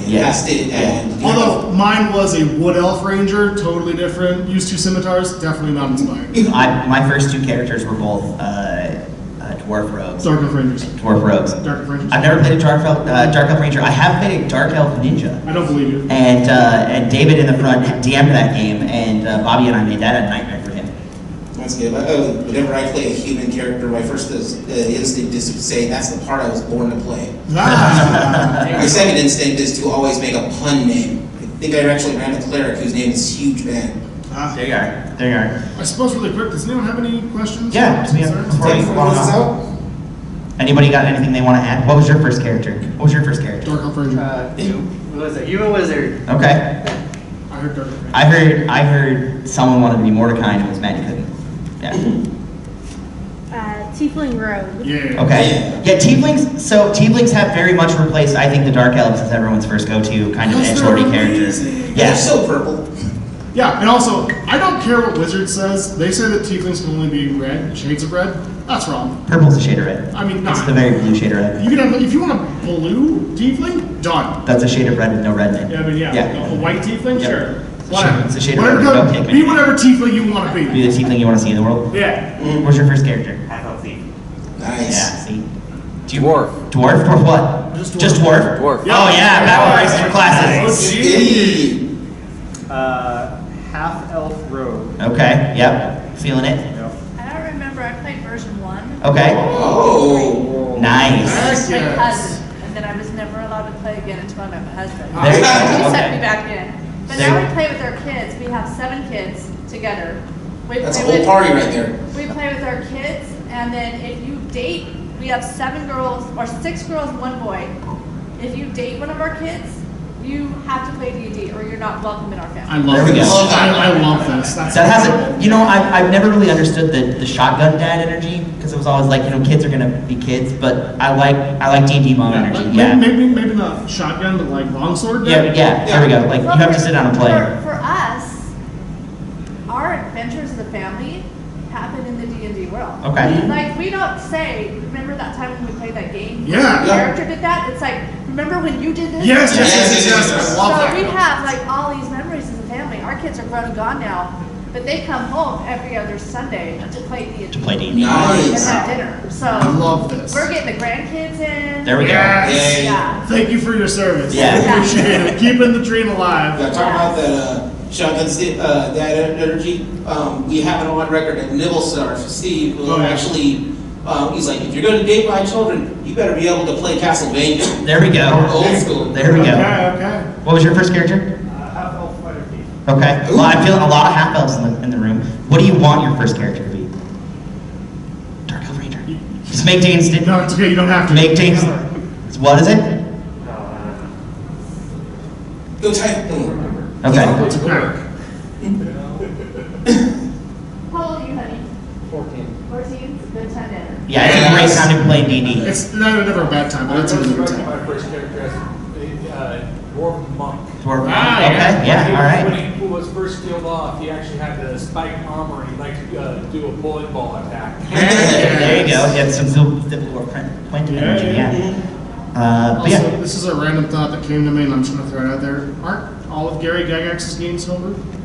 Yes, by definition. Cool. Yeah. Yep. And if you're wondering what ours were, mine was Human Fighter, because I'm sticking with the classic. Mine was absolutely a Wood Elf Ranger, and I had 2 scimitars and a wolf companion, totally different. Yeah. I remember Halfling Player. Yeah, what a great way to go. Specifically, mine was a female, because I was just a dorky kid who liked chicks in and liked chainmail bikinis.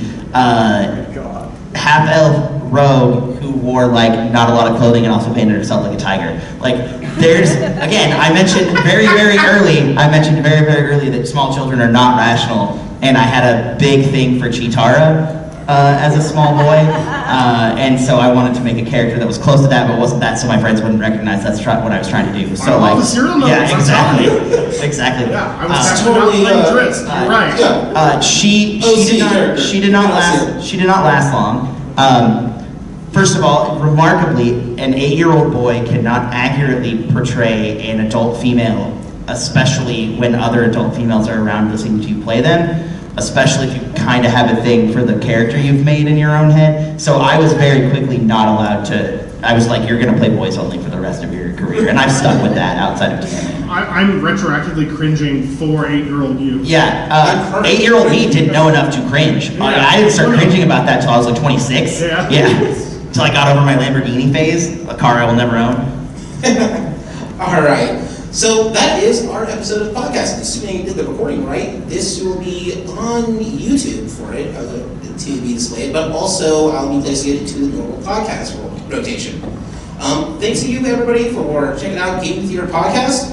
We're on, at this point, almost there's just a few podcatchers that we are not on. There's some past episodes that you might want to check out. And honestly, thanks for joining in. Thanks, everybody. This is Geek Scorpio. This is Geek Scorpio. I'm Dane. I go by DandDaine on the internet. I'm Dane. You can find my Instagram at @MasterDaily.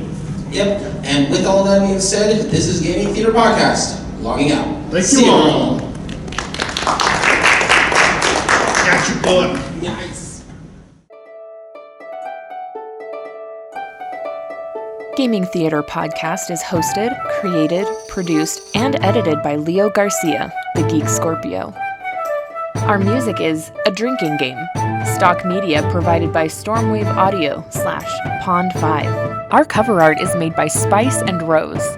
You can find her at https://spiceandrose.card.co. That's card with 2 R's. If you want to send us some financial support to help with producing things for Gaming Theater, you can do so at patreon.com/gamingtheaterpresents. It helps us out. Want to send support that doesn't hit your wallet? Please leave a review with wherever you hear your podcasts and share our podcast with your friends. It really helps out.